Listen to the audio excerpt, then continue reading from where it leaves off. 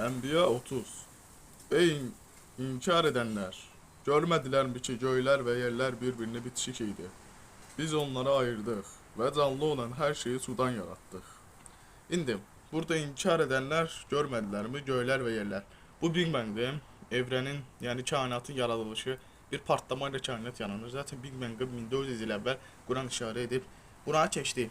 Ama burada önemli bir yerdir. Çünkü kainat başlamadan təkamül ola bilməz. Yani bu təkamülün kökdən başlanğıcı. Birbirine bitişik idi. Biz onları ayırdık ve canlı olan her şeyi sudan yarattık.